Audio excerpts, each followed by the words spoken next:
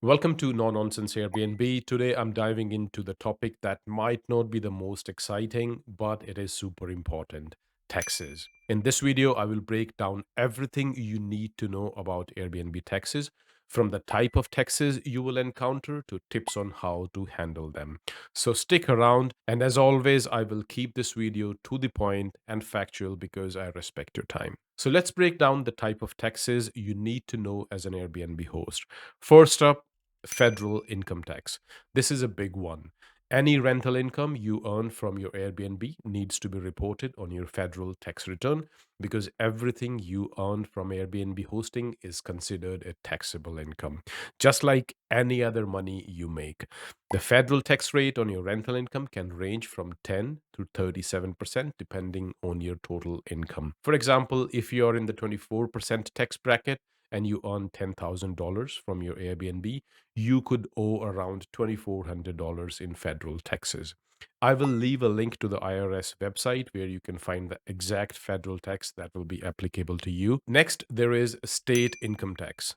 Depending on where you live, your state might also require you to report your rental income. Each state has its own rules, so it is important to check what is required in your area. State tax rates vary widely from 0% in states like Florida and Texas to over 13% in California. For instance, if you earn $10,000 in California, you might owe up to 1,300 in state taxes. And to find out the specific rate in your state, you can check your state department's revenue website, or you can use the link to state income tax rate chart in the description below. And lastly, don't forget about local taxes. Many cities and counties have local occupancy taxes, sometimes called lodging or tourist taxes. These are usually a percentage of the rent you charge your guests, and the rates can vary, but they typically range from 1 to 15%. For example, if your city has a 10% occupancy tax and you charge $100 per night, you will need to collect $10 per night in taxes from your guests. Some places make it easy by having Airbnb to collect and remit these taxes for you, but in others, you might have to handle it yourself. And to find local tax rates in your area, check your city or county government website, or you can also visit Airbnb responsible hosting portal where they maintain all the detailed hosts need to know about regulations and taxes. And obviously, I will leave the link in the description for you to check it out. So these are primarily the taxes you will need to deal with. Now, let's move on to something a bit more pleasant: deductible expenses. These are the costs that you can subtract from your rental income, which reduces the amount of income you have to pay taxes on.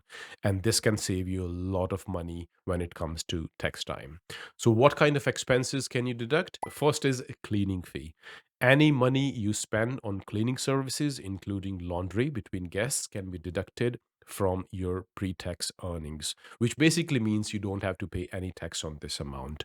Another one is the amount you spend on property maintenance. This includes repairs, landscaping, and any general upkeep of your property.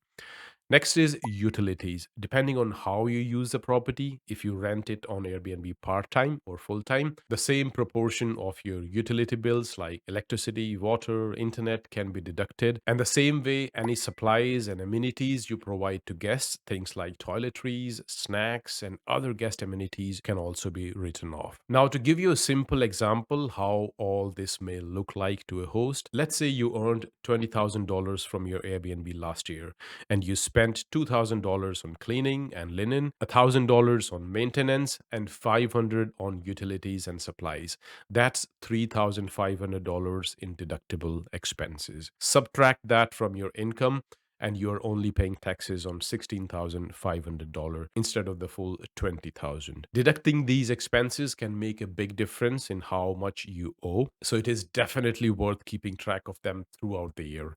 And speaking of keeping a track of financials, first make sure you keep all your receipts and invoices. This includes everything from cleaning services to your cleaner invoices, maintenance costs, and utility bills, and any other expense related to your rental. Having a paper trail makes it easier to prove your deductions, if you ever get audited. And one of the best ways to stay organized right from the start is by using spreadsheet, or you can use a dedicated software.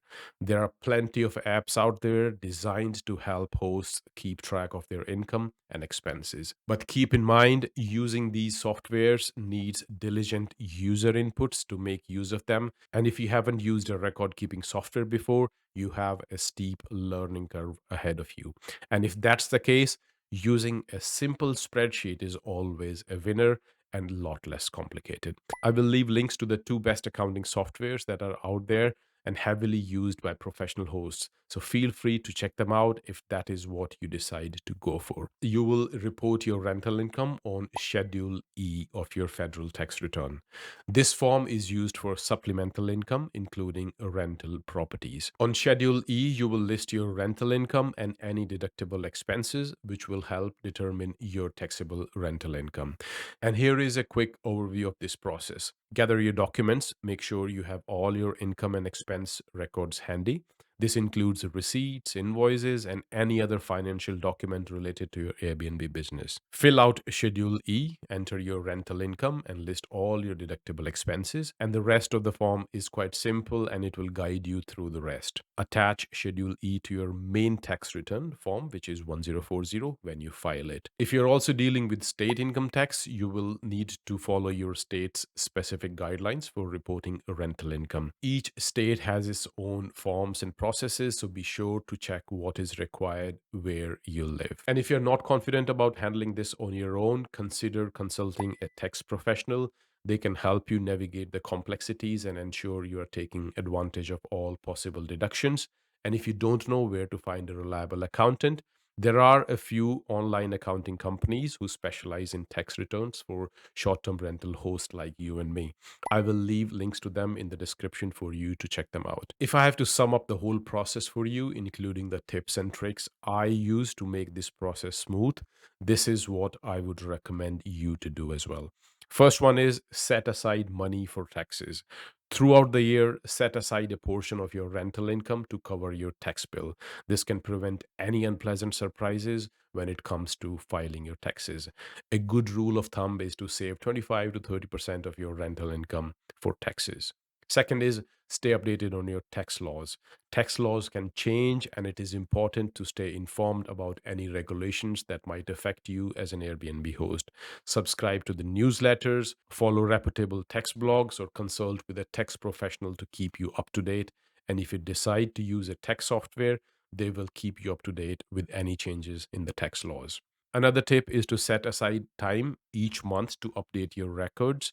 Trust me, doing a little bit each month is way easier than trying to do it all at once at the end of the year. Always remember, good record keeping not only helps with taxes, but also gives you a clearer picture of how your business is doing. You will be able to see where your money is going and find ways to improve your bottom line. Fourth one is keep business and personal finances separate. Open a separate bank account for your Airbnb business. This makes it easier to track your income and expenses and simplifies your record keeping.